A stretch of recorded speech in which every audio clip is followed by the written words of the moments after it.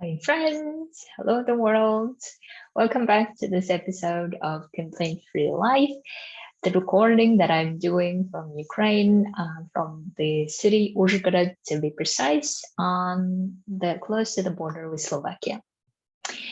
And just to give an update on my life as a life coach in the middle of in the country where the war is ongoing, and it might be one of the strange things that anyone can think of or see when they see my situation. Because even as I was crossing the border, I was thinking those people might be also asking questions like, what is she doing? If she's not working for these organizations, if she's not working for humanitarian organizations, and she's just here to offer help to anyone that process pain, that sounds strange.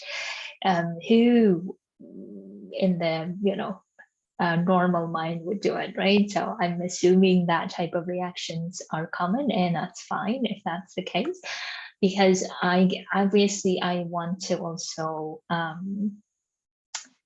create parameters, I guess is the word, parameters for living life differently than we used to or we normally would do, and exploring living life in a different way than um, any other person would do. And also, yeah, being free or having this freedom and luxury, obviously in my case, to be able to come all the way uh, and to be able to offer this help to people who want to, free of charge, obviously. um, and now I'm focusing on helping humanitarians, and at the same time continuing working on my life coaching practice and working on creating this content for humanitarians who are thinking of transitioning. So it seems like I'm able to do all of these things, and I'm stoked about it, and I'm happy that I can do that. And of course, at the same time, learning myself as to how I manage in these uncertain situations, how what are the best ways that I can be of help, of service, um, while also doing all the other things. So, having said that, the topic that I want to talk about today is actually very related to what's happening in Ukraine, but also anywhere in the world where humanitarians are dealing with emergencies. So, I thought that since I'm here witnessing emergency from different perspectives, and no longer being part of an organization, so having I guess an independent perspective on things, and learning also, of course, from a lot of things that I have processed in my own life, and continuing now coaching other humanitarians being in the emergency, the eternal, or the not eternal maybe, but a major question, I guess, is how to deal with emergencies, right? If you're listening to this, probably you are in an emergency and you are having a hard time um, processing your emotions, or your tiredness, exhaustion. So if that's the case, this might be very useful for you. And also for anyone who's considering joining an emergency mission, joining an emergency team, joining to be part of a response in a conflict or war zone, this might also be very applicable to you. Now, the way I want to talk about it is obviously define a bit of the context of what I'm talking about, because emergency could mean many things, but also what can be done about it in that particular context if you are working as a humanitarian worker. So the context that you usually have, obviously, is the war, like in Ukraine, or any other conflict, or any other disasters or tragic events in our lives that are happening. And usually there are teams of people who are there to respond, be it local people or people coming from other countries helping to respond to that tragic event in different ways, right? So this is the usual where the emergency that I will be talking about. Now, in those emergencies, what I've realized as well is that we are not really realistic in our expectations. Have you noticed it? Because usually when I talk about transitioning, when I talk about living life on purpose, and when I talk about how we could actually live life in the way we want to and have it all, everyone tells me like, well, that's unrealistic. Yet, when we are in emergencies, right? When we are working in emergencies, we're not really realistic in many senses. And I'm saying it with so much love. Please don't hear me in the judgmental way. I have no judgments. I have done it myself so many times, and I'm sure I will do it again. But what I'm really saying is the observations that I'm making from seeing humanitarians everywhere where I have contacts, and also myself being humanitarian, I see that there is a lot of this unrealistic expectation of what could happen and what can happen during emergency. So that's why I want to give you some examples of what could be realistic expectations and what to do about them. Okay, so ready? I have the list a bit so that I don't forget all the things of what I want to mention here. Now, I think, and this is of course my offer to you to consider, what could be a realistic expectation. Realistic expectation is that it will be very unpredictable. The security situation, your safety personally, and your colleagues will be very unpredictable. And I think we know that, but somehow we have like, we don't really, how should I say, own it or recognize it. And then we somehow keep believing that it shouldn't be like this. So expect unpredictability in the security and safety situation. I think maybe for many of our people, that is the case that we do expect. But the other thing that I think we should definitely expect to be happening, which is there will be different personalities at play.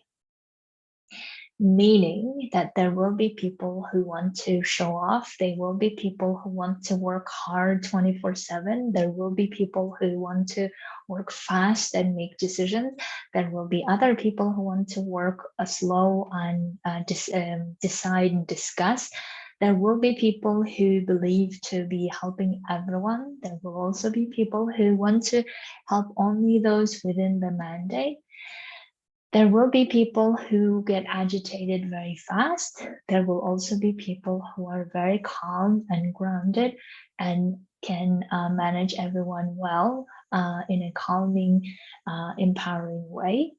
So there will be a lot of these different personalities coming together at play during emergency when most of their minds are tired. They are working nonstop, probably. They are in stress, and they have this elevated sense of urgency and this stress responses, right? So therefore, there will be a lot of these personalities coming together, interacting with each other in order to respond to the situation. That means we don't know how those decisions will be made, even though there are rules and no one, I'm not really talking about the rules and systems. There is no doubt that there will be those systems and rules, but how those come into play, how they play out and make all of this work into the delivery of the systems, into the response of the systems, how that will play out is something that no one knows, no one can predict, and therefore expecting that all of that working out so well and delivering to the people on time without any major issues would be unrealistic expectation. And that also includes your own reactions to things.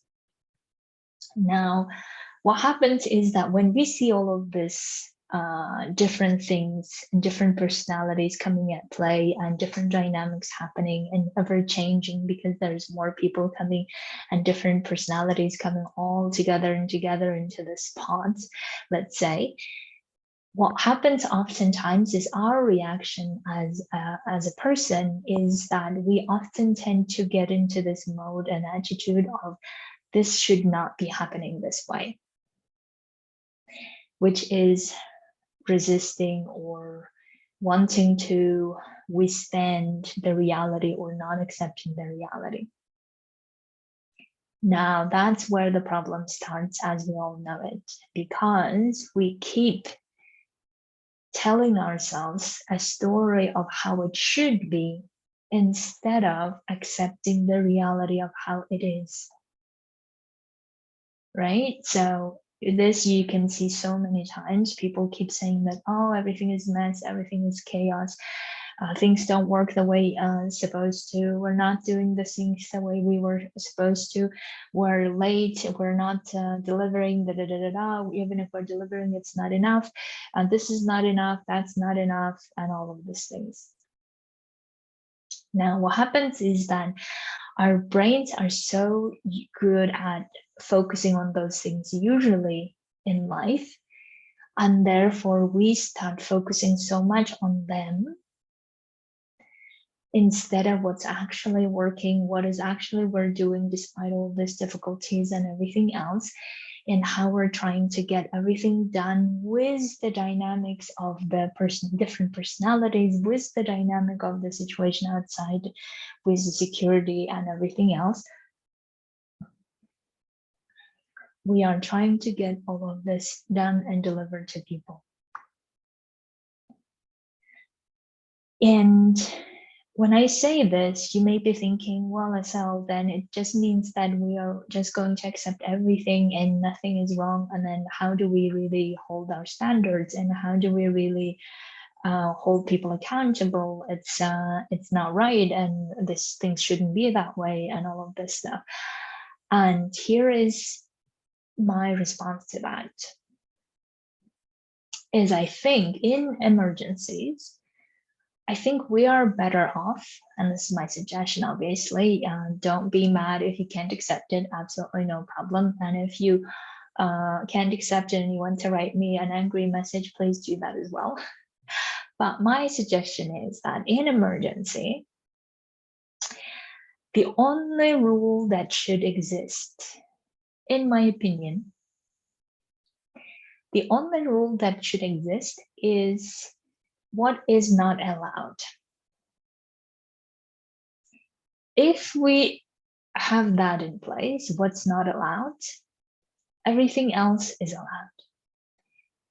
So let me explain what I mean by it. If we are clear as to what is not allowed, for instance, illegal activities are not allowed, right? That's not even discussion. Like, I don't know, stealing or getting funds from people that we shouldn't, that's the illegal part. It's not allowed. We don't even do it normally. Fine. Another area that is not allowed, which is harassing people, sexually harassing or abusing, bullying, all of these behaviors of people, that's not allowed. Okay. If we can have that, the rest, let's just assume that everyone is doing their best. Because I don't think people come to emergency thinking, how can I make everyone's life miserable? I don't know. I worked in, I think, 2 or 3 emergencies in my life, and I have always met people individually and in groups. I've always met people who really want to do their best to help. That's the reason why they're there. There might, of course, also be people who come there because of wanting to get promotion later or wanting to get money. Absolutely, I don't exclude that. But even then, I don't think they come here to, or here, sorry, I mean metaphorically, right? I don't think people come to emergencies to really think, okay, how can I make everyone's life miserable, or how can I contribute to making it chaotic and messy? Da, da, da. I don't think anyone does that. Now, if we know that, then whatever is everyone's trying is whatever everyone's way of doing things in the emergency. Now we have that, then we really realize that we as humans, individuals, for instance, have really no need to be frustrated about everything that's happening, that's allowed, let's say, in quotes. Because in the normal times, we always go from the default of what is supposed to be, right? What are the standards? What are the rules? What are the systems? Absolutely. Let's do that if it's in peaceful times. Now, if it's an emergency, let's reverse that rule and say, in the emergency, the only rule exists, which is what's not allowed. Let's go from there. As long as we can have that, as long as we can expect what's not allowed, we don't do it. The rest, let's expect everything. Let's actually be surprised if things go so well. That's a bonus. And let's get surprised and be grateful if every one of us who decided to do things in the way that we agreed to do, and we've done it and delivered amazing. Magic's happening. Because the alternative is, so the alternative is when we get mad or frustrated at everyone's behavior of how they're not supposed to be, how am I not supposed to be, why am I here, what am I doing, I'm not doing my part, da da da da, then what ends up happening is that we are just focusing on our own brain instead of helping the people we want to help, right? We're just focusing on how to keep ourselves alive and how to keep ourselves functioning and doing something instead of doing the best we can. So, having said that, this is my suggestion. If you're in an emergency, what are the things you could do? Ready? First, expect realistic expectations, or set realistic expectations, whatever that is for you. In other words, whatever is not allowed, everything is allowed. Everything else is allowed. What would that be in your context? Different personalities coming together, people not understanding each other, misunderstandings being created, people not getting along the way that you thought they would.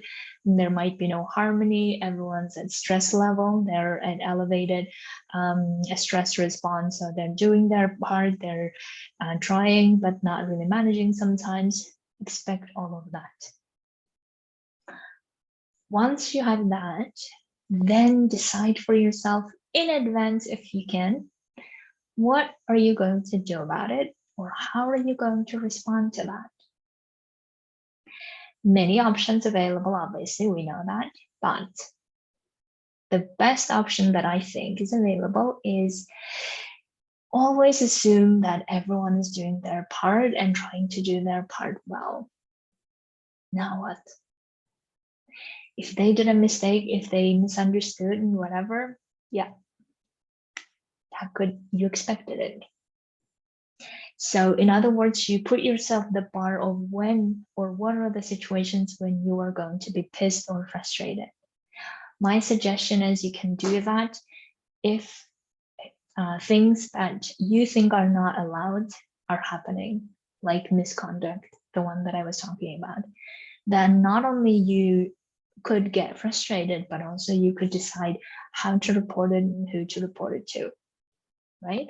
So once you have those two steps done, the first one is expecting realistic things to happen and you deciding how to respond to that in advance, if possible. If not, then you can always decide to do that there.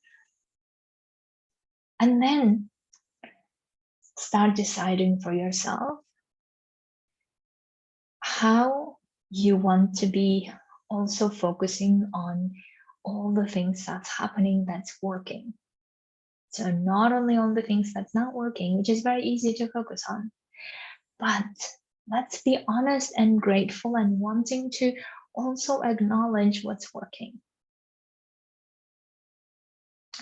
Another one that I suggest for you to do is don't count your days thinking, oh, I just need to survive, because that would just lead to you surviving. Why do that when you can actually do a lot more by reducing your frustration level and contributing in the best way you can while you're there?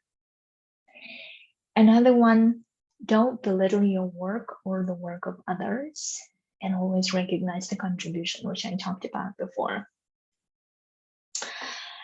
Another one could be, don't keep participating in gossips or bad mouthing or bitching about someone else, because it's just such a good way of getting into the habit of believing that this shouldn't be the way it is. But you know deep down that that can't probably be the case. So why participate in these pity parties, in this parties of everyone else is bad and you are the good guy? Why do that? What's the point of it? In the end, you just get yourself frustrated. You just keep confirming to yourself and to others that you are not powerful. What's the point? Because you will need to process the consequences of it, even if you do participate in it, right? So don't do that to yourself. And if those situations arise and happen and people want to bond over bad mouthing someone else or gossiping about things, you can always try to tell your truth. That's a great exercise for you to see what happens when you actually voice what's true for you. But even if you decide that you agree with them, ask yourself, is there any other way to look at the situation, considering how everyone's working in this emergency? Because if we are in the tragic situation, if we're in the horrible situation, why add to that horror, to that tragedy, with our own frustrations of bitching about, or being pissed about people that we are closely working to get the response to? Why would we do that? Because it's not only unhealthy, but it's also not helpful, not useful, and harming, because we know that those words circle around to other people, to the addressees immediately or after some time, and they will be hurt. Why create this hurt when there are so many hurts already happening because of the war? So, having said this, my dears, if you're listening to this and deciding for yourself that this is how I'm going to do from now on, amazing. I think my mission then is done. So, you just write down for yourself what are the next things you're going to do now that's different than you used to do before if you're working in emergency, and start doing that.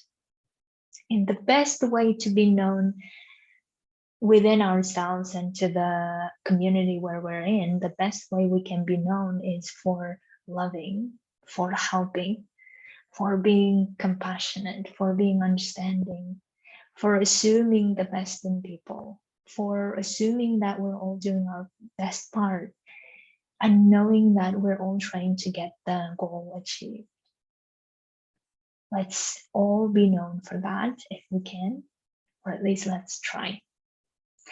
Okay, my dears, have a wonderful week, and I'll talk to you next Friday.